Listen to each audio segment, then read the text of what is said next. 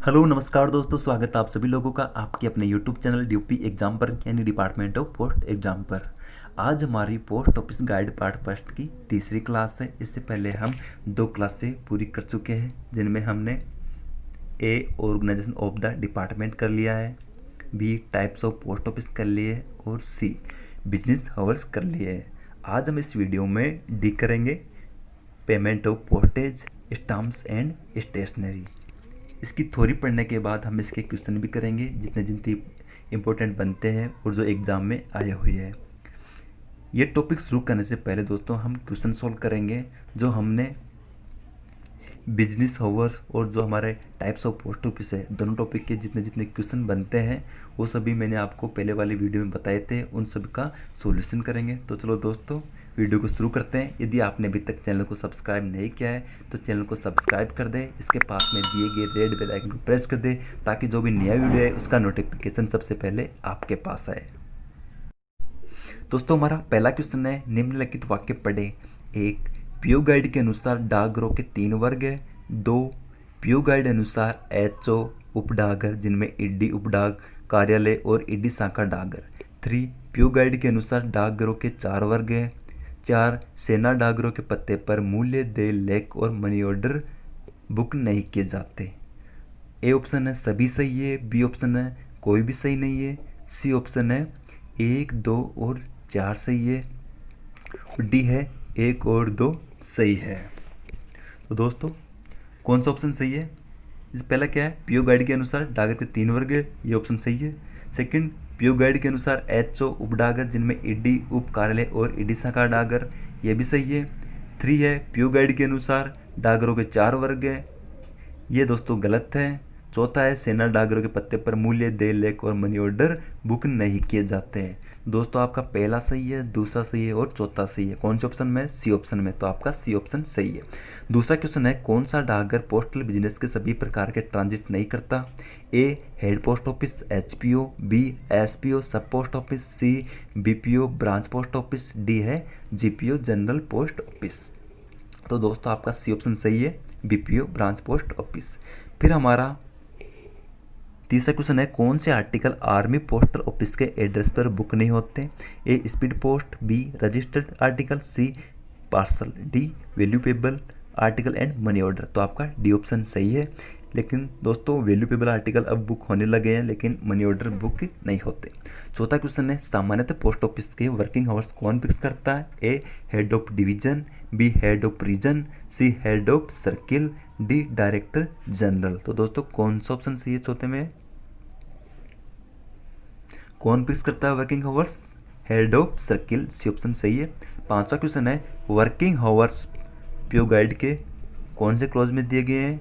Clause 4, B option clause 2, C option clause 5, D clause 6। तो दोस्तों आपका सी ऑप्शन सही है, क्लॉज 5 में। छठा क्वेश्चन है, पोस्ट ऑफिस के समय को कौन एक्सटेंड कर सकता है? दोस्तों फिक्स तो आपके हेड ऑफ सर्किल करता है, लेकिन एक्सटेंड कौन करता है? जैसे समय को 8:30 बजे तक कौन कर सकता है? A head of division, B head of region, C director general, D head of circle. तो आपका आंसर कौन सा सही है? कौन सा ऑप्शन सही है?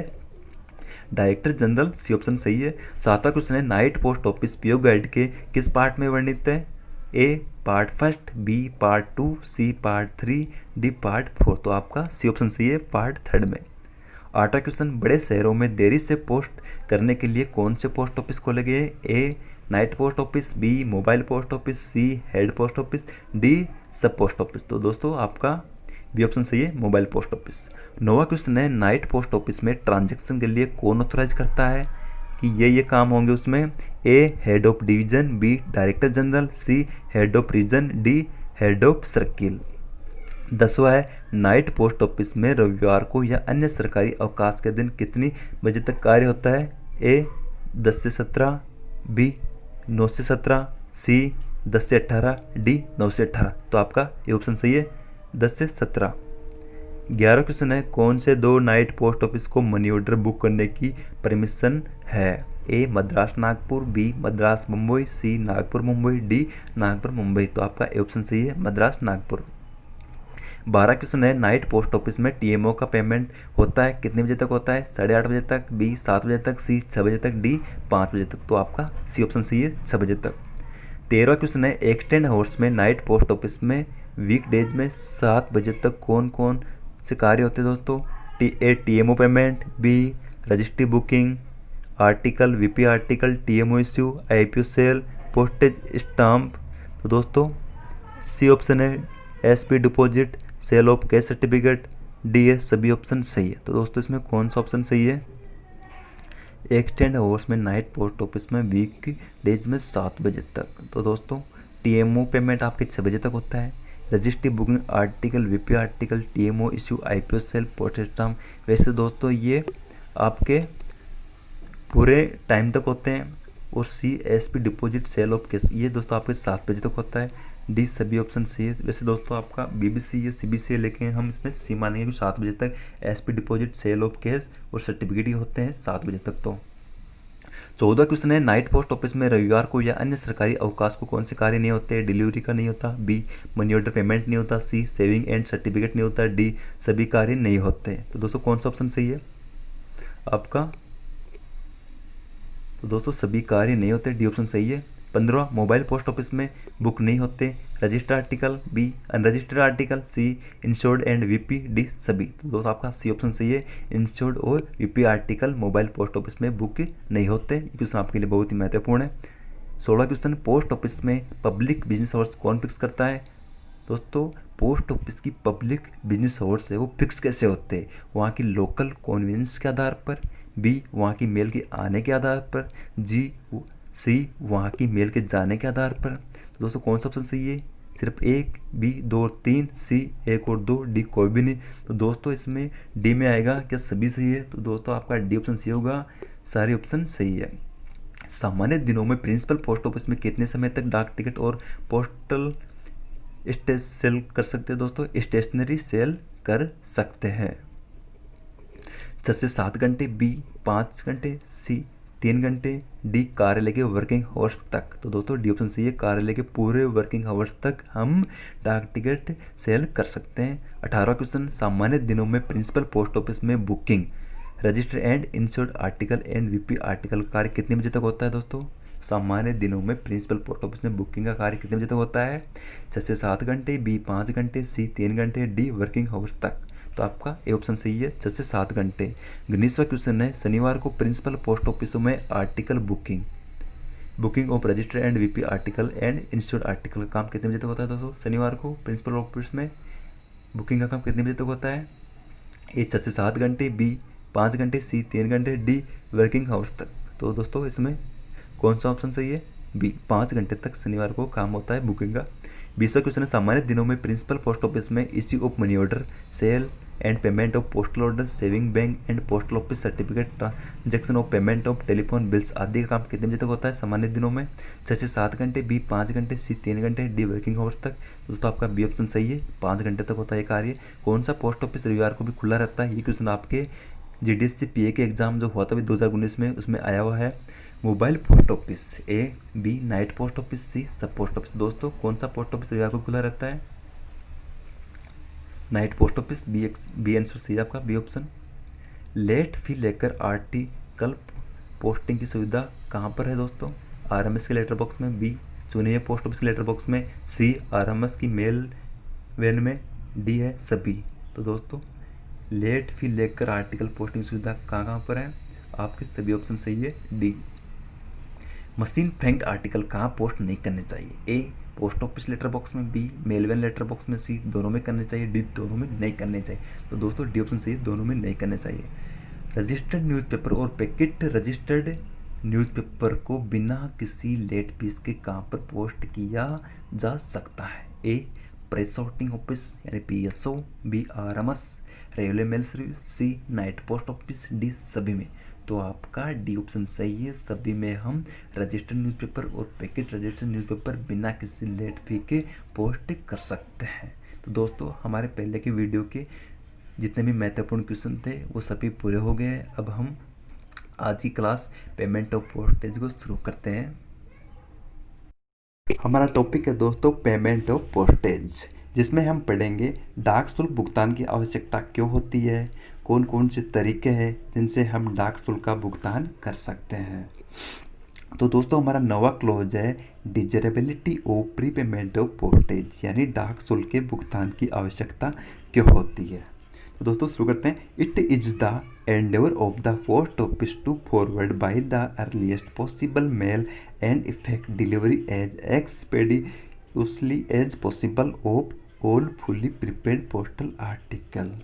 दोस्तों डाकघर का ये प्रयास रहता है कि उन सभी डाक वस्तुओं को शीघ्र से डाक से भेजे और उनको जितना जल्दी हो सके वितरण करे। कौन सी वस्तु को?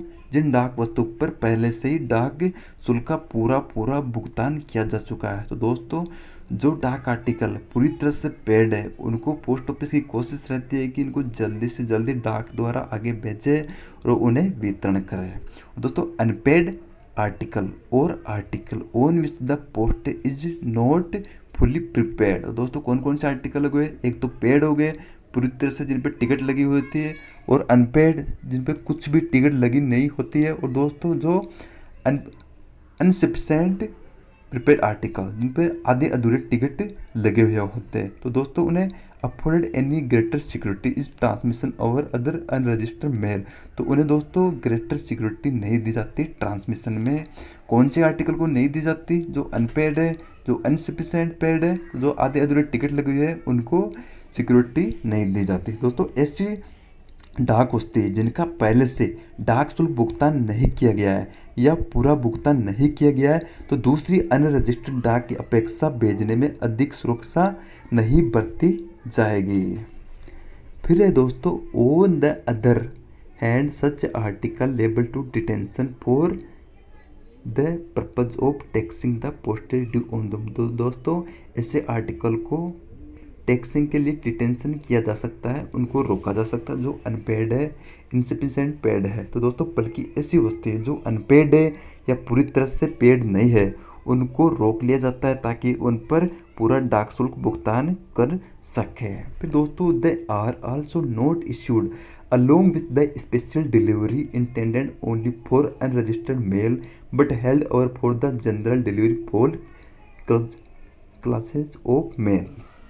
और दोस्तों और उन्हें साधारण डाक के साथ किन्हें? जो अनपेड है, आधे अधूरे टिकट लगे हुए हैं, दोस्तों उन्हें साधारण डाक के साथ भी जो स्पेशल डिलीवरी के लिए होती है उनके साथ नहीं भेजा जाता। तो दोस्तों उनके साथ जो और भी आर्टिकल होते हैं जो पूरी तरह से पेड है उनके साथ उनको नहीं भेजा जाता, उनका अलग से बैग बनाया जाता है। फिर दोस्तों हमारा 10वां क्लोज है postage stamps and stationery. Payment of postage is normally to be the effected by means of postage stamp issued by the Indian post office under the authority of government of India. तो दोस्तों हमें वही डाक ticket उपयोग में लेने होते हैं जिन्हें भारतीय डाकघर द्वारा भारत सरकार के प्राधिकार के अंतर्गत जारी किए जाते हैं। फिर है the post office issued also certain item. तो दोस्तों पोस्ट ऑफिस भी कुछ स्टेशनरी आइटम जारी करते हैं। कौन कौन से करता है? Envelope, inland letter, post card, inland letter card, post card with the value of the requisite stamps embossed. दोस्तों इनकी वैल्यू उन पर क्या होती है? इम्पोज्ड होती है। तो दोस्तों इम्पोज्ड क्या होता है? दोस्तों इम्पोज्ड आर्टिकल कौन कौन से होते हैं?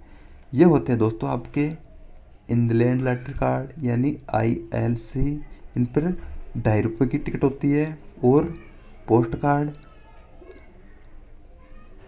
जो आपके 50 पैसे के होते हैं, और दोस्तों और आपके जो ₹5 के एनवलप होते हैं वो भी आपके इम्पोज्ड आर्टिकल होते हैं जिन पर टिकट जो थपे हुए होते हैं वो क्या होते हैं? आपके इम्पोज्ड आर्टिकल एग्जाम में आ सकता है। दोस्तों इम्पोज्ड आर्टिकल कौन कौन से? ILC है, पोस्ट कार्ड है और आपके एनवलप है। दोस्तों द पोस्ट ऑफिस इशूड, अब ये हो गया दोस्तों हमारा। फिर है if the postage required on such import post stationery is more than the value of the stamps printed on the article, the difference can be made good by affixing additional postage stamps of the requisite value. दोस्तों जैसे हमने speed कराए, speed में जैसे हमारे कितने रुपए लग रहे हैं? 41 लग रहे हैं, और दोस्तों जो हमारा एनवलप है उन पे ऑलरेडी 5 रुपये की टिकट इम्पोज है। तो दोस्तों जो भी जितना भी डिफरेंस रहता है वो हम उन पर तो अलग से टिकट लगा सकते हैं या कैश दे सकते हैं। फिर है the denomination of postage stamps and the varieties of postal stationery issued by the Indian post office indicated in appendix to this part. तो दोस्तों जो डिनोमिनेशन होता है पोस्टेज स्टाम्प्स का, जिन पर 5 रुपये के, 2.5 रुपये के, 50 पैसे के जो टिकट्स होते हैं और जो उनकी स्टेशनरी की वैरायटी ये कौन तय करता है, ये इंडियन पोस्ट ऑफिस तय करता है। Post office also sell revenue stamps issued by the central government. These stamps can not be used for payment of postage. ये नोट आपके लिए बहुत ही महत्वपूर्ण दोस्तों। ये क्वेश्चन आपके जीडीएस से एमटीएस जो भी पिछला एग्जाम होता उसमें ऐसे कैसे आया था कि कौन सा ऑप्शन सही है। दोनों ऑप्शन दे दिए गए थे, सी था दोनों सही है, डी था दोनों गलत है। तो दोस्तों पोस्ट ऑफिस होता है वो सेल रेवेन्यू स्टाम्प्स होता है वो क्या करता है, सेल करता है, परंतु जो रेवेन्यू स्टाम्प्स होते हैं उनको पेमेंट ऑफ पोस्टेज के रूप में हम उपयोग में नहीं ले सकते हैं।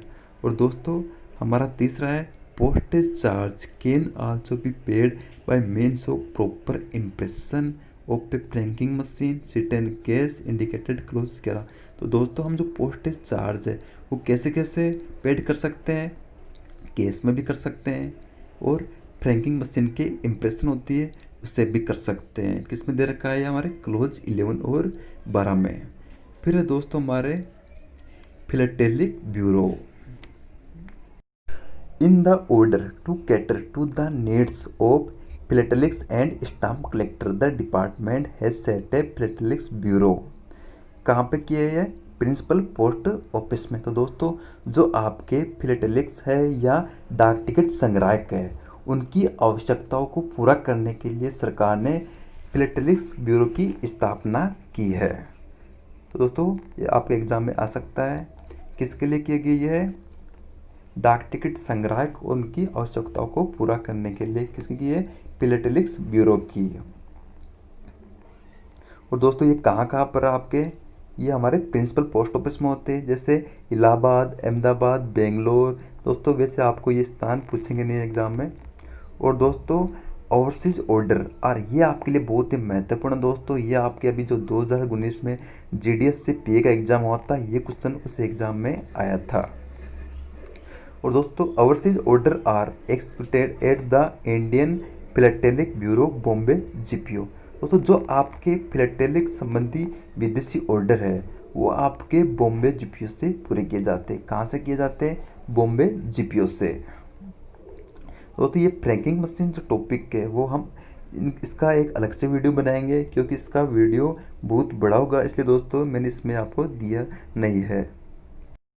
फिर है हमारा दोस्तों क्लोज 12वां, prepayment of postage in cash. दोस्तों कुछ लोग ऐसे होते हैं जो हमारी साधारण डाक होती है उनका पेमेंट भी क्या कैश में देना चाहते हैं। तो दोस्तों जैसे हमारे स्पीड होती है, रजिस्ट्री होती है, पार्सल होती है, जो एमपी सिम का काम होता है हम उनमें कैश में करते हैं। लेकिन दोस्तों कई लोग ऐसे होते हैं जो साधारण डाक का भी पेमेंट कैश में देना चाहते हैं। इसलिए दोस्तों certain important post office are authorise by the head of the circle to realise the postage charge in cash from और other person who post very large number of unregistered packets subject to a minimum 500 packet at a time in big cities and 250 in small town। दोस्तों इसलिए head of circle ने कुछ महत्वपूर्ण post ऑफिसों को authorise किया है बड़े बड़े शहरों में जहां साधारण डाक का भुगतान कैश में हो, परंतु कहाँ पर, जहाँ जैसे बड़े शहरों में कम से कम साधारण 500 पैकेट हो और छोटे शहरों में 250 हो। तो आपके एग्जाम में आ सकता है दोस्तों कौन सा सवाल कि ये कौन ऑथोराइज करता है कि कौन से पोस्ट ऑफिस में पेमेंट ऑफ पोस्टेज का कैश में पेड होगा। तो दोस्तों कौन करता है, आपके हेड ऑफ सर्किल एचओसी ऑथोराइज करता है कि ऐसे कौन कौन से पोस्ट ऑफिस है जहाँ पे साधारण डाक का पेमेंट कैश में लिया जाए। फिर दोस्तों इसमें जगह भी दे रखी है दोस्तों, कौन कौन सी जगहों पर है। आपके बॉम्बे है, कलकत्ता है, मद्रास, नागपुर। वैसे दोस्तों आपको स्थान पूछेंगे नहीं इसमें कौन कौन से स्थानों पर ये व्यवस्था है, लेकिन आपको ऐसा पूछ सकते हैं कि कौन ऑथोराइज करता है। हेड ऑफ सर्किल, बड़े शहरों में मिनिमम कितने पैकेट होने चाहिए, 500। छोटे शहरों में कितने होने चाहिए, 250, 250। ये ऐसे क्वेश्चन आपके एग्जाम में आ सकते हैं। फिर दोस्तों head of circle, to realise the postage and registration fee on ordinary registered article of letter mail in case provided the sender uses special registered journalist for booking of registered article. तो दोस्तों जो आपके special register journalist होती है booking, दोस्तों कुछ जगह पर जो रजिस्टर्ड आर्टिकल जैसे उसको स्पेशल रजिस्टर्ड जर्नलिस्ट से बुक करना है, यानी दोस्तों बड़े शहरों में उनके कैंपस में जाकर रजिस्ट्री बुक करनी होती है। लेकिन दोस्तों उन रजिस्टरों की कम से कम संख्या कितनी होनी चाहिए, ये आपके एग्जाम में आ सकता है 50। तो दोस्तों 50 कम से कम रजिस्ट्री होनी चाहिए जहाँ पर उनके कैंप में जाकर हमारे डिपार्टमेंट से कोई आदमी रजिस्ट्री बुक कर सके, ये आपके एग्जाम में आ सकता है। Particular this facility can be from the nearest principal post office. और दोस्तों इसके बारे में जो इसके पास में हमारे प्रिंसिपल पोस्ट ऑफिस होते हैं उनमें पता कर सकते हैं। The facility of prepayment of postage in cash also available at selected gazetted and. और दोस्तों जो ये व्यवस्था है, कौन सी facility, prepayment of postage in cash, payment cash में करने के लिए व्यवस्था कहाँ कहाँ पर है, selected gazetted, HSG post office. और दोस्तों फर्म और बिजनेस, ऐसी फर्म जो कम से कम कितने आर्टिकल आती है दोस्तों, 500 आर्टिकल। और दोस्तों इनमें कौन कौन से आर्टिकल उपयोग में ले सकते हैं, आपके कौन कौन से आर्टिकल है जिनको एक साथ आप ला सकते हो, Indian letter card, post card, unregistered parcel, और क्या है आपके रजिस्टर्ड न्यूज़पेपर। आप इनको एक साथ ला सकते हो दोस्तों, कितने, कम से कम 500 तो होने चाहिए, तब जाकर आपका केस में पेमेंट हो सकता है। फिर थर्ड है दोस्तों the facility of payment of postage charge in case is not available for any other classes of postal article. इनके अलावा जो अदर आर्टिकल है उनके लिए ये व्यवस्था नहीं है। फिर दोस्तों हमारे 13 कौन सा, स्पॉइल्ड एंड डिफेज स्टाम्प। दोस्तों ऐसे स्टाम्प कौन से होते हैं जो कटे फटे होते हैं, वो क्या होते हैं हमारे स्पॉइल्ड और defaced stamp. Postage stamps which have been obliterated, defaced, torn, cut or otherwise rendered infected, or which have any work, letter, figure or design written, printed or impression upon them otherwise than by the authority of central government, or when which have been cut or otherwise separated from embossed envelope, postcard or wrapper cannot be recognized in payment of postage। तो दोस्तों ऐसे डाक ticket जो कटे हुए हो, मिटे हुए हो या फटे हुए हो या किसी तरीके से अपूर्ण रह गए हो या केंद्र सरकार के अलावा अन्य कोई काम, जैसे उन पर ड्राइंग की हुई हो, सिग्नेचर किए हुए हो, अन्य डिजाइन की गई हो, या आपके इम्बोज टिकट। तो दोस्तों जो आपके इम्बोज टिकट होते हैं, कौन से होते हैं इम्बोज टिकट, जो आपके एनवलप पे 5 रुपये टिकट होता है, या आपके ILC पर 2.5 रुपये का टिकट होता है, या पोस्ट कार्ड के टिकट होते हैं जिनको काट के आप यूज में ले रहे हो, वो लगा दिए गए हो। तो ऐसे डाक टिकट शुल्क के लिए भुगतान में मान्य नहीं होंगे। फिर दोस्तों आगे नोट, ये दोस्तों आपके लिए इतना महत्वपूर्ण नहीं है। दूसरा नोट है the using for the payment of postage और postal fees with intent to cases lost to the central government of stamps that has already been used for that or any other purpose is an options under the Indian penal code.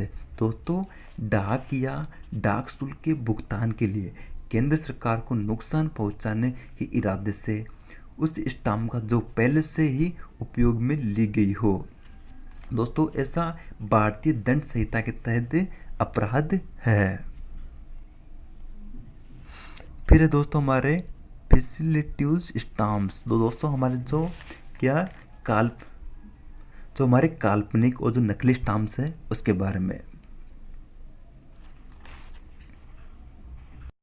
The manufacture and use of fictitious postage stamps for any purpose whatsoever is prohibited. तो दोस्तों, किसी भी उद्देश्य के लिए काल्पनिक डाक टिकटों का निर्माण और उपयोग निषिद्ध है। हमें ऐसी डाक टिकटों का उपयोग नहीं करना है जो काल्पनिक है, मैन्युफैक्चर जो अन्य तरीके से बनाई गई है, जो भारत सरकार द्वारा जारी नहीं की गई है, इनका उपयोग हमें नहीं करना है। दोस्तों आगे क्या है, and is an options punishable under section 263 A the Indian penal code. और दोस्तों, भारतीय दंड संहिता के तहत धारा 263 ए के तहत ये अपराध है। तो दोस्तों, ये आपके एग्जाम में क्वेश्चन आ सकता है, कौन सी धारा के तहत अपराध है, 263 ए। फिर है दोस्तों, protection of stamps is however allowed for electrical purpose of a philatelic publication और एन आर्टिकल और section relating wholly postage stamp. और दोस्तों, जैसे हमारे स्कूलों में बच्चों के लिए जो टिकट आते हैं या अन्य प्रकाशन के लिए जो टिकट होते हैं वो मान्य है, कृत्रिम टिकट होते हैं, वो अपराध नहीं है। परंतु दोस्तों, ये आपके लिए बहुत ही महत्वपूर्ण है, इनका रंग है दोस्तों वे कैसा होना चाहिए, इसका कलर दोस्तों आपके ब्लैक होना चाहिए। जो आपके स्कूल में बच्चे उपयोग में लेते हैं या प्रकाशन के लिए उपयोग में ले जाते हैं, ऐसे टिकटों का कलर कैसा होना चाहिए, ब्लैक। ये आपके एग्जाम में क्वेश्चन पूछ सकते हैं दोस्तों, इसलिए आपके लिए बहुत ही महत्वपूर्ण है। तो पीओ गाइड फर्स्ट की हमारी तीसरी क्लास पूरी हो चुकी है। पेमेंट ऑफ पोस्टेज का टॉपिक हमारा पूरा हो चुका है। अब दोस्तों हम इसके जितने भी महत्वपूर्ण और पहले के एग्जाम में आए हुए प्रश्न है वो सभी सोल्व कर लेते हैं। दोस्तों हमारा पहला क्वेश्चन है, पोस्टेज चार्ज किस माध्यम से पेड कर सकते हैं। ए पोस्टल स्टाम्प लगाकर, बी फ्रैंकिंग मशीन इम्प्रेशन द्वारा, थर्ड है इम्पोज स्टैम्प द्वारा, फोर्थ है कैश में, फिफ्थ है रेवेन्यू स्टैम्प द्वारा। तो दोस्तों ए ऑप्शन है क्या सभी ऑप्शन सही है, बी ऑप्शन है option A, option 2, option 3, option 4 option सही है क्या सिर्फ 3 सही है, डी में क्या ऑप्शन 5 सही है। तो दोस्तों आपका कौन सा ऑप्शन सही इसमें, पोस्टल स्टाम्प सही है, फ्रैंकिंग मशीन भी सही है, और थर्ड इम्पोज स्टाम्प भी सही है, फोर्थ कैश भी सही है। तो दोस्तों आपका बी सही है, 1, 2, 3 और 4 ऑप्शन सही है। सेकंड क्वेश्चन है, भारत की किस दंड संहिता के अंतर्गत फर्जी डाक टिकट का प्रयोग करना दंडनीय अपराध है। ए 263 ए, बी 263 बी, सी ऑप्शन है 264 ए, डी ऑप्शन है 264 बी। तो इसमें आपका सही आंसर है 263 ए। ये क्वेश्चन आपके लिए बहुत ही महत्वपूर्ण है, पोस्टमैन या पी एग्जाम में आ सकता है। तीसरा क्वेश्चन है, स्कूल में या अन्य प्रकाशन में जिस डाक टिकट का प्रयोग होता है उसका कलर कैसा होना चाहिए। ए ब्लैक, बी ब्लू, सी रेड, डी ग्रीन। तो आपका सही आंसर है ए ब्लैक। फोर्थ क्वेश्चन है, विदेश प्लेटलिक ओवरसीज ऑर्डर भारत में कहाँ से पूरे किए जाते हैं। ये क्वेश्चन आपके जीडीसी पीए जो भी एग्जाम हुआ था 2019 में उसमें आया हुआ है दोस्तों। A option Kolkata GPO, B Bombay GPO, C Delhi GPO, D Chennai GPO.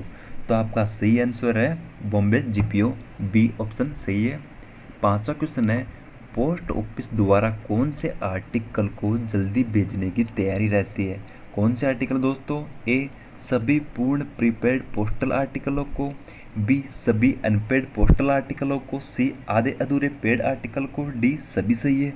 तो दोस्तों आपका सही ऑप्शन कौन सा है, सभी पूर्ण प्रीपेड पोस्टल आर्टिकलों को पोस्ट ऑफिस द्वारा जल्दी से जल्दी भेजने की तैयारी रहती है, तब उनकी डिलीवरी की भी प्रयास रहता है कि जल्दी से जल्दी उनकी डिलीवरी हो जल्दी से जल्दी। उनका वितरण हो। छठा क्वेश्चन है, कौन से आर्टिकलों को ट्रांसमिशन में ज़्यादा सिक्योरिटी नहीं दी जाती है। तो दोस्तों ऐसे कौन से आर्टिकल है जिनको डाक बांटने में या ट्रांसमिशन में ज़्यादा सिक्योरिटी नहीं दी जाती है। ए, पूर्ण तरीके से प्रीपेड होते हैं उन आर्टिकलों को। बी है, जो पूर्ण तरीके से अनपेड है।